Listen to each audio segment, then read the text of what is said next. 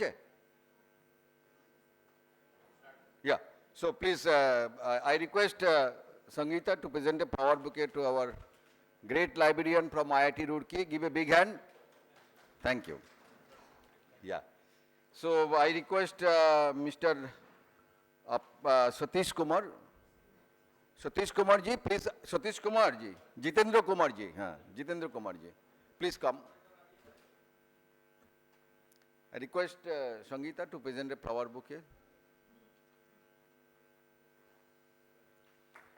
Yeah, and I request Appa Sahib ji, please. Present a flower bouquet to Appa Sahib ji. Ek minute, photo.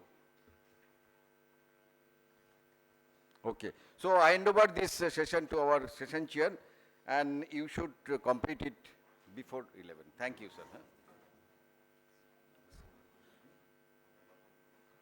Good morning, everyone. Hope the speakers would have handed over their presentation to the organizer there. If somebody is left, kindly do so. So this session we have around 6 papers be presented by the contributed authors. It covers broadly on data curation and copyright, intellectual property rights, and also application of artificial intelligence in digital libraries, if you are there. If the first author is ready, probably they can come. I just call upon Mrs. Alka Rani Kare, co-authored by Ms. Sweta Dubey. The title of the contributed paper is Copyright, Digital Rights Management and Intellectual Property Rights, Issues in the Digital Libraries and Overview by Mrs. Alka Rani. Am I right? Please. You can probably highlight the points.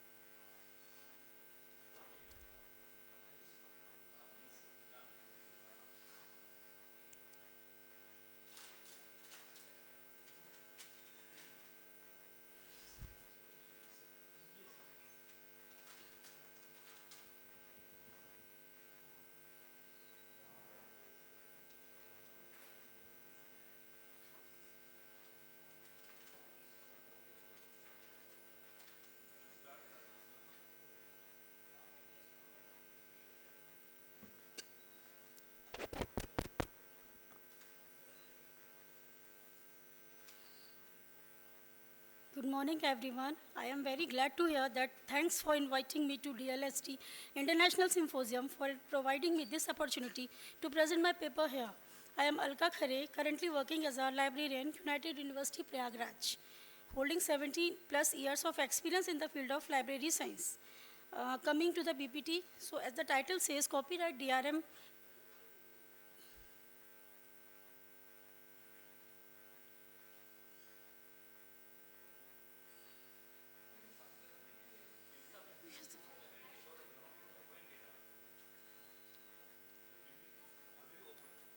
already open.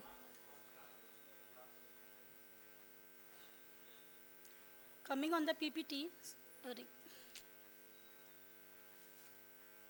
So that the title says copyright DRM and IPR issues in the digital libraries and overview. This article examines the importance of IPR in the library and their role in protecting creativity and knowledge. Then objective, moving to the next slide. Motivation of the study, the motivation to write this research paper is to address the complex interplay between technology, law, and ethics in an increasingly digital and information-driving society. Then moving to the next slide. To find out the role of digital library in copyright and IPR. That to know the significance of digital library in DRM. Digital right management, DRM is the use of technology to control and manage access to the copyright materials. Then Primary types of intellectual property right includes copyright, patent, and trademarks. Research methodology the data also obtained from the existing working document, manual procedures, reports, statistical data policies, regulation article of the journal and the magazine conference proceeding and the online resources were also used to complete this study. The qualitative data supports the data analysis and the result.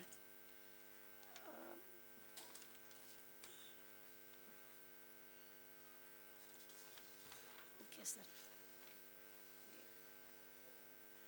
A bibliometric analysis is done on this topic, copyright and intellectual property rights in the library.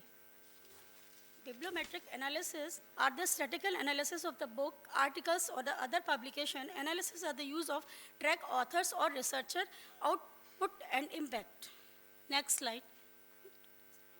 I have done co-citation analysis, under which I have done 3 types of analysis: co-citation and the sources, co-citation and the references, co-citation and the cited authors. Conclusion: this research paper highlights to the challenges faced by the library in managing digital content while complying the copyrights law. It also emphasizes the role of the DRM technology and explore potential strategies for the libraries to navigate this complex landscape. So due to the short of time, I will finish our paper.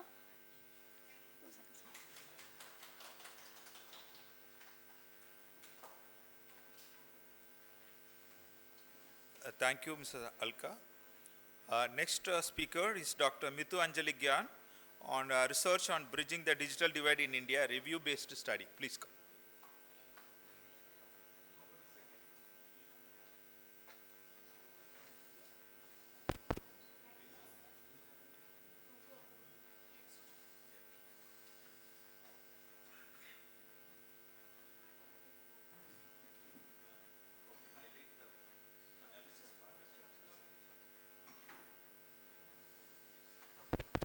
A very good morning to one and all present here, respected dignitaries on and off the dais and their participants. I am Dr. Mithu Anjali Gayan from Tripura University, and on this onset, I would like to thank NDLI for giving me the opportunity to present my research on bridging digital divide in India. This is a review-based study. Throughout the span of last couple of days, you must have heard a lot of presentation on the similar lines, but however my study is a little bit different and my methodology makes it different. So to start with, I think all of us in this room will acknowledge the fact that divide do exist in all kind of societies, like social, linguistic, so does digital. So digital divide is a reality, unfortunately it is. And however, in India, there has been a lot of progress done in terms of the infrastructure, but access to technology still remain a problem. This is the premise of my study, which led to the setting of the objective of my study. And the chief objective of my study is to explore the kind of research which has been done in India to cater to the need of bridging digital divide. So for that purpose, I have formulated my methodology. So this is the way how I have curated my data. For the review, I have used the Prisma method, and this is the Prisma flowchart. So I have curated the data from 3 databases using the Prisma method, and I have done a lot of like permutation and combination of removing and checking duplicacy. And finally, I found 68 unique records. And for this data curation, I have basically used the AND Boolean operator, and I have utilized different access points in all the 3 databases. And to come to my results, I have seen, while reviewing all this research, I have seen that in India there exist 3 levels of digital divide. The first level is digital access related divide, the second being the capability divide, and the third being the outcome divide. And I have segregated my the analysis part into 3 categories based on the chronology. So the first is the era of 2000s. In the 2000s, the studies were mostly focusing on access related issues. So access regarding A, the devices, and B, access regarding the connectivity. And a shift was seen in the 2010 towards mode of uses and again in the 2020s, which is the current era, a shift was again seen towards the social and psychological sides of digital divide. So these are some of the initiatives which were being taken in 2000.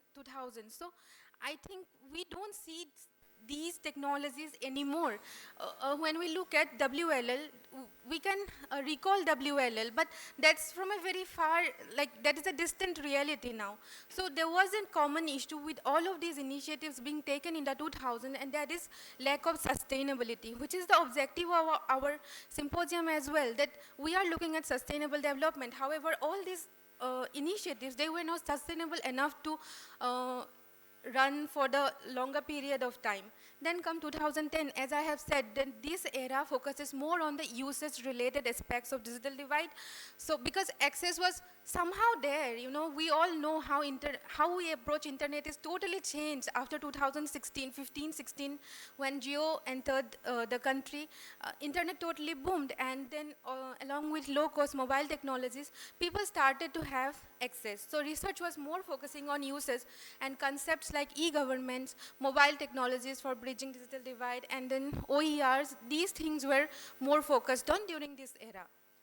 And some of the milestones are from 2010s, these are some milestones. And then one great understanding from this era is that one size fit all. That is not applicable in a diverse country like India, because we are catering to a very diverse group of people. So when we are looking at bridging digital divide, we have to think from several point of views. And this is 2020, so as I said, this focuses more on social and psychological sides. So like studies like caste-based digital divide were conducted, then studies like linguistics digital divide were conducted, and gender digital divide totally dominated this area, this era. Okay, and then topic like acceptance to technology were also came into the picture, and then some unwillingness. So, and COVID-19, this is another great learning from this era, that we all associate COVID-19 with everything negative. However, the studies show that COVID-19 it acted as a positive catalyst in terms of bridging digital divide, because some studies show that people were more accepting towards technology during this era, because we all know we had to accept technology. There was no other way. So these are some suggestions. And finally, to conclude, if we are looking at bridging digital divide in a country like India, we have to keep in mind several factors like geographic location, very important, then personality traits, because some studies showed that people coming from different personality trait, they approach technology in different ways. So that also has to be kept in mind. Then age group, then gender, and yeah, sustainability. As I said, the previous era, the initiatives were not sustainable enough. And then finally, we need to think about more collaborative approaches, because bridging digital divide is not one entity or not one organization work. Yeah, with that, I would like to conclude my presentation. These are my references. Thank you very much. I hope I was on time. Thank you, Dr.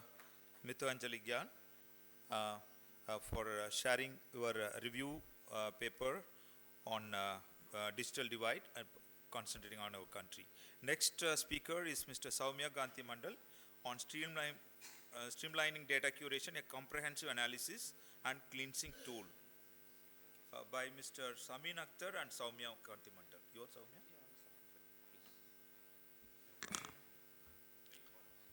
Good morning, everyone. My name is Somukanti Mandal, and I'm working as a computer professional in National Digital Library of India. So I'm going to show the paper Streamlining Data Curation, a comprehensive analysis and cleansing tool. So these are the content. As you can see, the contents. Coming to the introduction, so we are in the era of digital information, where libraries have evolved from the traditional repositories to the books of dynamic vast digital collection. So the management of these expensive digital libraries becomes so significant challenges, and particularly streamlining curation and modification of metadata is become a very challenging task. Now the concept is that what is this curation, right? The curation is nothing but the organization and integration of the collected data. And in today's era, that is actually the big data, as you can understand. So the role is actually managing and maintaining the metadata in a particular way. And curation not only create manage or maintain it, but at the same time it can also useful for implement it in a proper way. Okay, now the curation is actually a gap because neither the analyst or the IT developer or the data scientist are actually concerned about the curation. They are actually concerned about the analysis part of this. But curation actually needs some comprehensive, actually needs some special task or skills. So using this curation library that we are going to show here, we actually give that particular skill using which we can actually clean our data in a very efficient way. So our objective is actually very simple, like we have to empower the computer professionals so that they can efficiently curate the vast collection of digital data. At the same time, saving the time and effort of the library people, as we are going to give in a programmatic curation. And we actually give the method through which we can analyze and purifying the metadata in a beautiful way. Okay, so in NDLI, till now we have 3 schema. That is, you can see school, career, and general. And basically, most of the work, that is school and career, totally done by our NDLI data curation library. And that is, you can see exam or, career related data, or whether it is a school related data. All these things actually done by till now our NDLI data curation library. Whereas, if it is needed sometime, then the general schema actually, depending on our requirement, it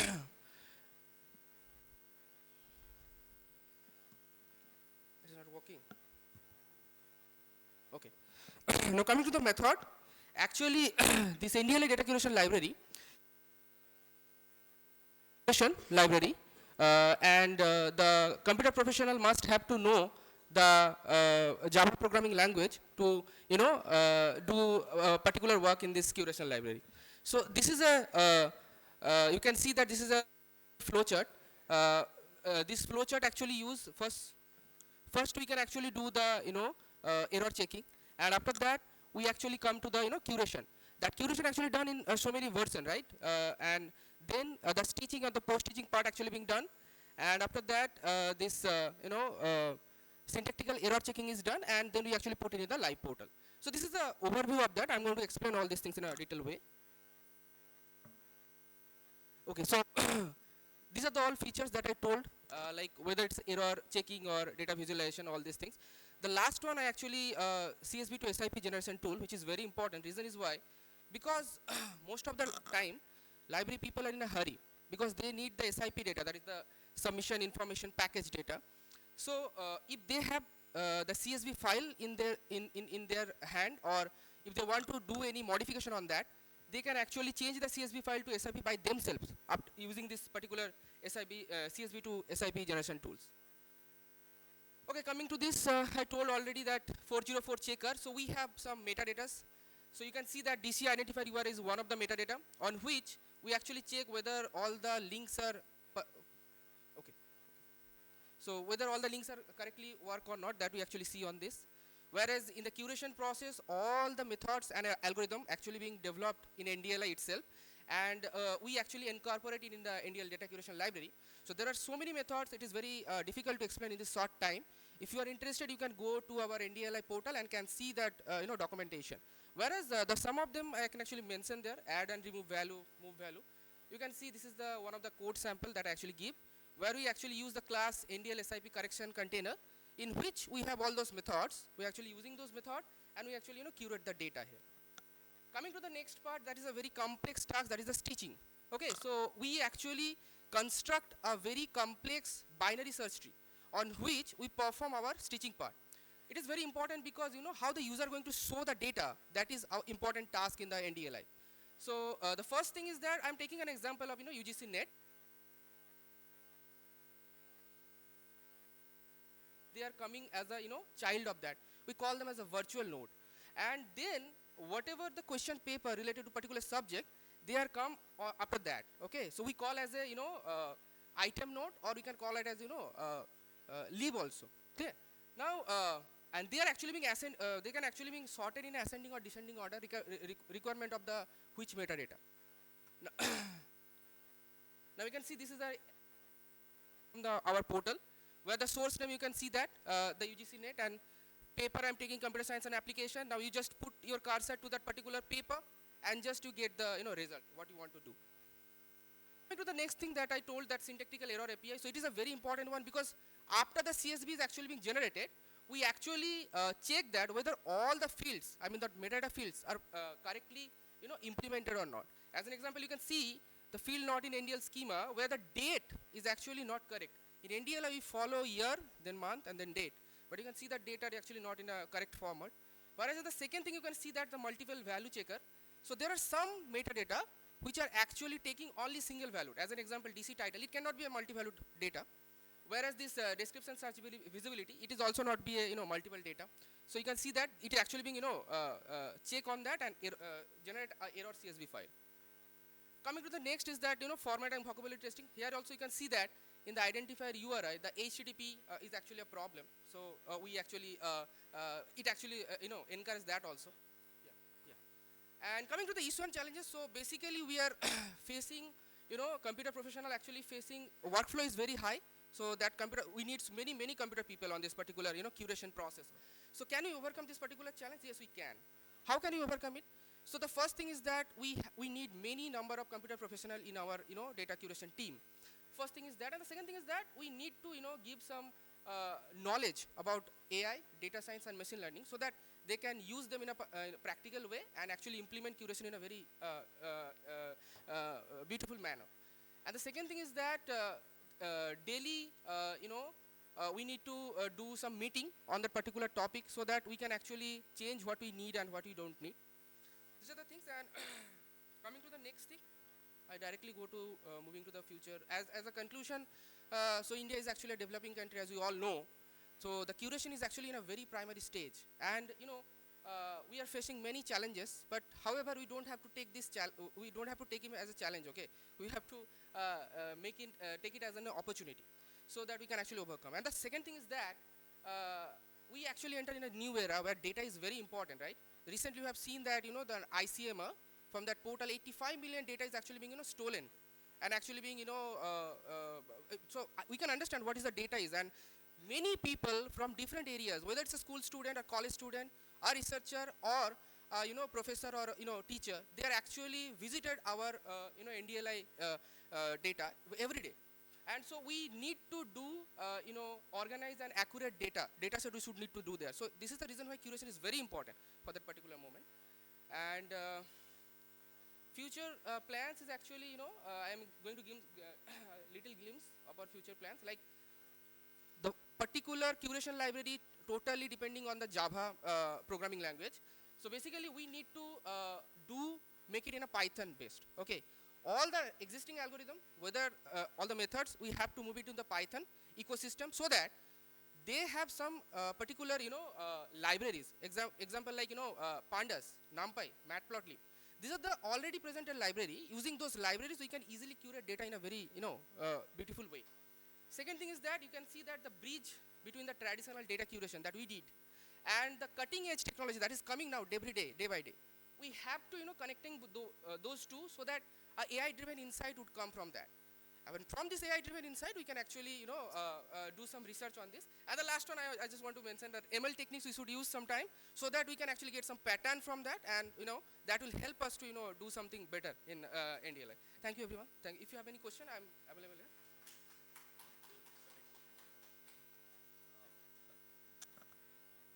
Thank you, Mr. Soumya Kanti Mandal, for sharing the process, entire process. And I think our colleagues will connect with you for any of your, to share the knowledge. May I request our professor to make some announcement and also, yeah. Sorry to disturb the flow, but I have an important announcement to make. You know that NDLI has about 500 NDLI clubs and, 5,000, and we have arranged some awards based on their performances. So these particular club members, they have to leave right now. So of course we will award them at the end, but for this particular club we are awarding at this point. So that's the list of it. This is, I call upon the executives of Bhavan's Royal Institute of Management from Kerala who are awarded 10th position in this club. And I request Dr. Jaikumar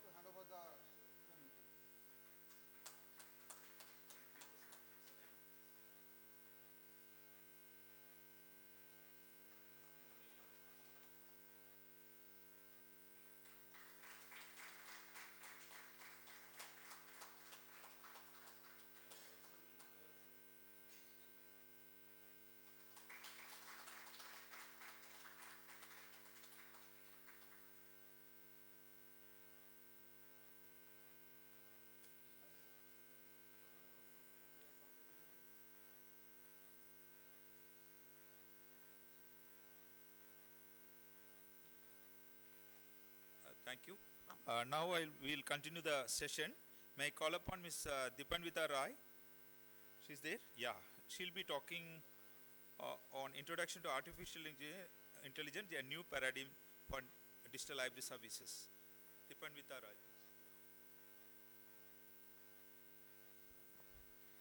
Good morning, everyone. I'm Dipanita Roy. I'm a research scholar from University of North Bengal. Actually, my paper is entitled as Introduction to Artificial Intelligence, a new paradigm for digital library services. As you can see, it's quite beneficial to give the introduction at the end of almost all of the sessions. So, because most of the part of my paper has been already described or already been said by some of the authors. So, let's go to the next slide.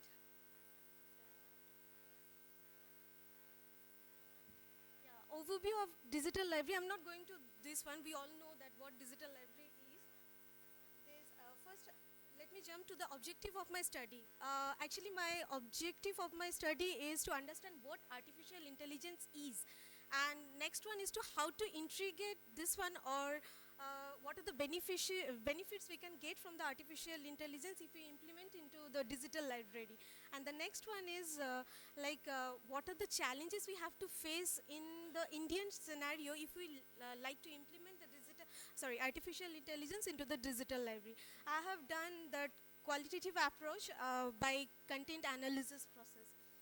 Let's move to the next slide. But before that, I like to say something about the artificial intelligence, what it is. Actually, artificial intelligence is a technology that makes the machine more smart.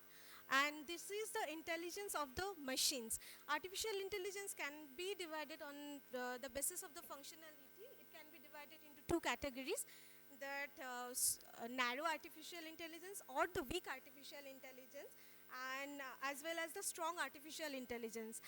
Weak artificial intelligence, we are all aware of that Alexa is there, Siri is there, and strong artificial intelligence, that can be also characterized into two categories. One is artificial general intelligence, that means we are very much acquainted with that is the generative AI, that ChatGPT, GPT-4,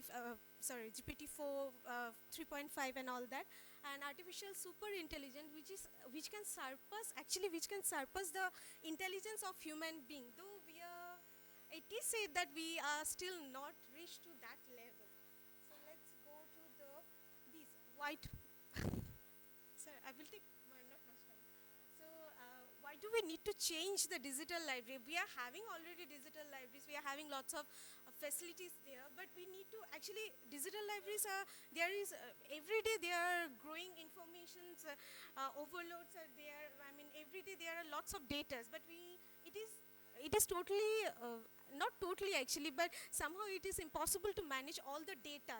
And there are some kind of limitations are also there in digital libraries. We have already heard about that. And obviously AI can be a solution for that change. So the integration of the benefits for digital library will be if we enhance the it can enhance the search and discovery using the semantic search. Just few minutes ago we have heard Professor Paulo, he said about the semantic search, where we can at least provide the query and AI can provide us not only on the basis of the keywords, but it can provide us the content on the basis of the meaning of the queries. And NLP, obviously, it is the algorithm, it can provide us lots of specific content. And the content summarization, text summarization, and data extraction, AI can provide the data extraction and all that. Okay, and actually previous day, ma'am was telling about that multiple language, that multilinguality. It is a problem, but we can solve it out using that AI. Next slide, that these are the challenges. Okay, so if we go to the, obviously, the suggestions we can give, obviously we need more collaborative effort, we need more collaboration. Fund is there. it is because Tanvir sir also said that technology is very expensive. So if we get the funding from the government and as well as non-governmental organizations, it will be very better. But for that reason, I think advertisement is more needed, because there are certain kind of libraries, they don't know about what the technology is or how to provide that one. And future prospect, obviously we can improve all the technologies whatever we are having, and we can implement, and one day hopefully we can also see the interface in NDLI, like telling like Siri or Alexa that hi, how come we do all this kind of stuff. Okay, that's all. Thank you. Thank you, Ms. Dipantita Roy, for sharing your views and sharing the details. And next speaker is Dr. Rajiv Kumar Das and Dr. Anuradha Sinha's paper on prospective use of artificial intelligence in reference service for academic libraries with a special reference to University Libraries of Assam. Please, Rajiv Kumar Das. Good morning. Good morning, respected dignitaries of the dais and on the dais and off the dais. Myself, Dr. Rajiv Kumar Das, College Librarian of Girls College, Kokrajhar, Assam. And my co-author is Dr. Anuradha Sinha. She is also librarian, Science College, Kokrajhar. Today my paper is Prospective of the Use of Artificial Intelligence in Reference Service for Academic Libraries, with special reference to University Libraries of Assam. It's survey-based, user survey-based paper. I have this one.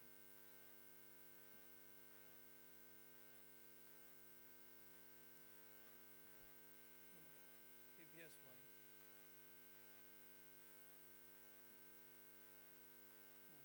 Promise of artificial intelligence in reference service. We are in the age of Elon Musk. Is it? He is changing all the dimensions of AI in the every field. Now, we the librarians, I think about you the people, the university libraries and IIT libraries, embracing the technology very much better than the college libraries. We, the college library, especially in the rural colleges, how to embrace the AI for the use of our libraries, users. Artificial intelligence holds the promise enhancing reference service in academic libraries through automation and personalized users experience. And my presentation is potential benefit, concern and focus on the integration of AI in the university libraries. Integration.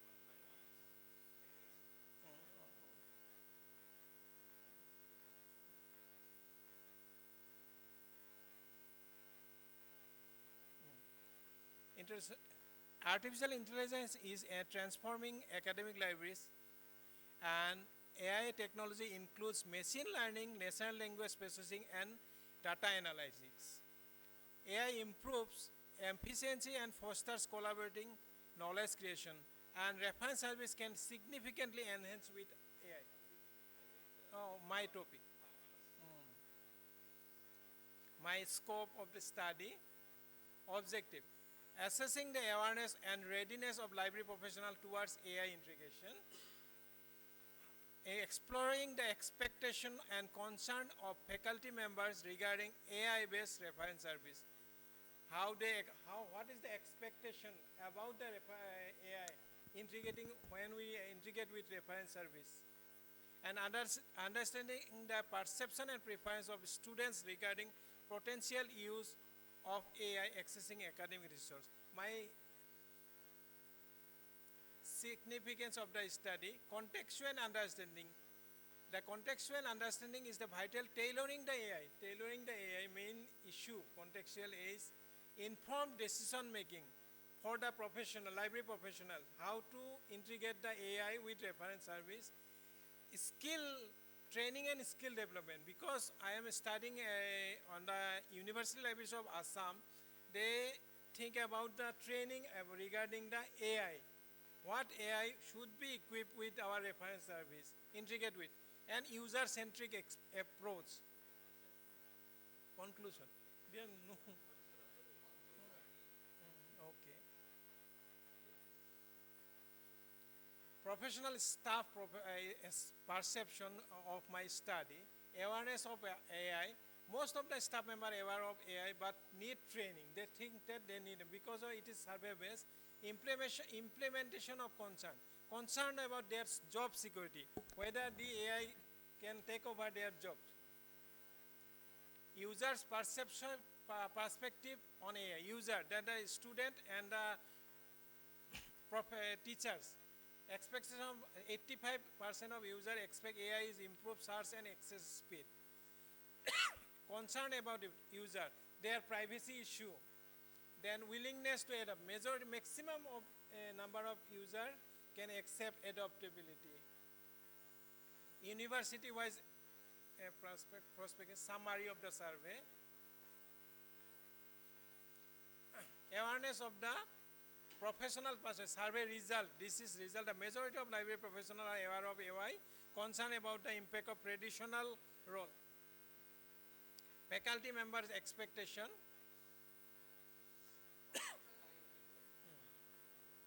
Finding.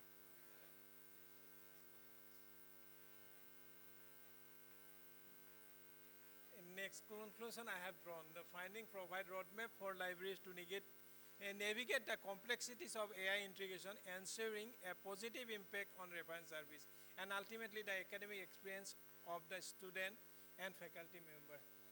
Thank you. No whole time. I am not putting anything. Thank you. Thank you, Rajiv Kumar, for sharing. Next paper is on study on industry readiness by Ms. Mithali Sengupta and Professor Subrata Chakrabarti. Professor Subrata Chakrabarti, please.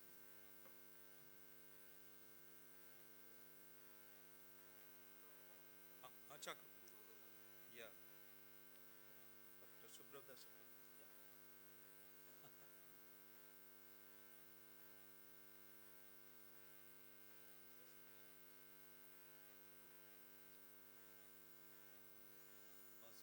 Sorry for the error. Is Dr. Subrata Chattopadhyaya. 5 minutes.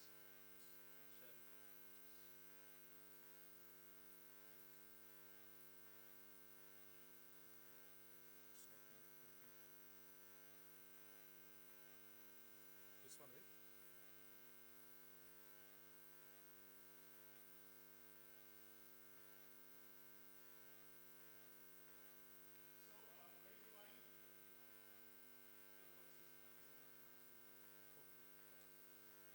Is it fine now? Okay, so basically this is a study that we are conceptualizing how to use the library resources for digital transformation towards upskilling and reskilling the students. Now, what is it all about? Basically, as we know that we are in a bunny world which is brittle, anxious, non-linear, and incomprehensible, right? And when the students are entering a multi-skilled workforce, there is a need for combining artificial intelligence, augmented reality, and virtual reality, and using regenerative AI and robotics. So how can we achieve industry readiness through all these digital library resources? So these are the objectives that, what are the gaps between academia and industry, and how we can formulate a strategic model for higher educational institutions so that they can upskill the students. So I'll just straight away, go to the model itself. Yeah, so this will explain how it is done. So basically, the different companies which actually hire from campus, you can actually, find the interview questions of the different companies, right, through AI. And company-wise, you can list the interview questions which are there. So that will be a repository, that will be a data mine, and this data mine would actually, after that, what you will do is that this AI-based question recording, now in a VR simulated environment, using a chatbot, right, who will be the HR, so the HR would be asking questions to the candidate.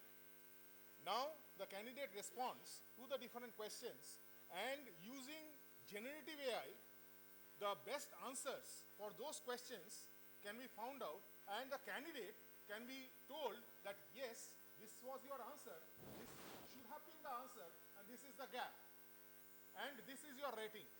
Now, I have interacted with more than 100 corporates and top academicians, and even this model can be used by the corporates for the initial screening process, because you don't require manual intervention, number one.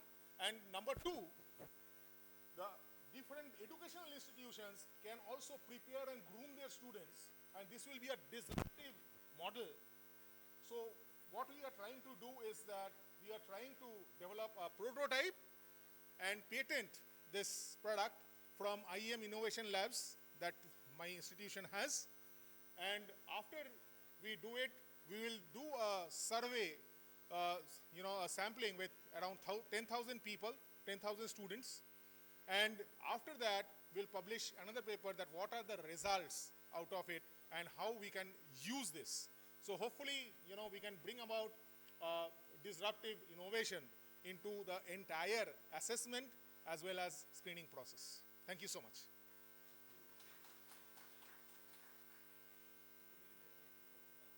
Thank you, Professor Subrata Chattopadhyay, for the wonderful ideas and also innovative this one. Hope it will help the passing out graduates for interview preparation and placement, and it will take the organization newer heights.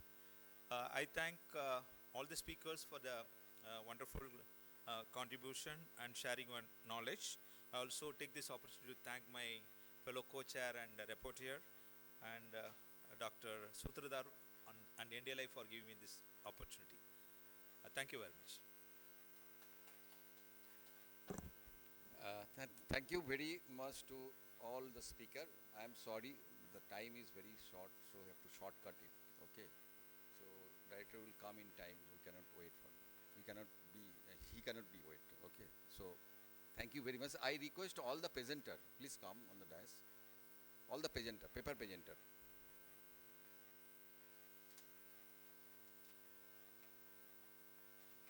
I request chairman of the session. Photographs? Hey, doing photographs today? Adi, you come here, camera. One by one. No, you three. You also come. No. What's your name? Dr. Rajiv.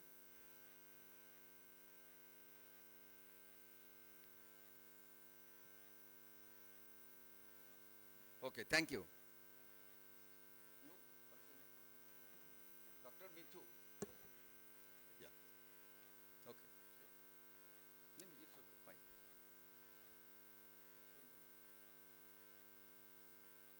Yeah, thank you. Alka madam, please come.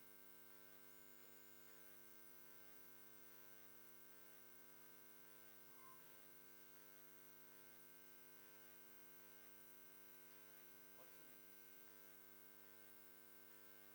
Thank you. Dipanita Roy.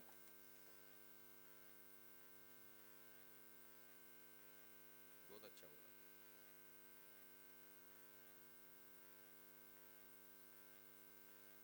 Professor Chattopadhyay.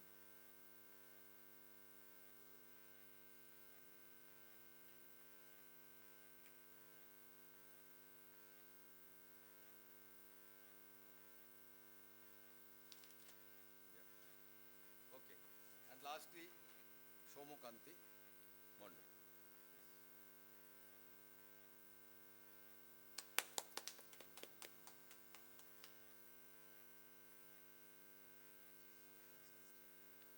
And one more for him. Yeah, you please give.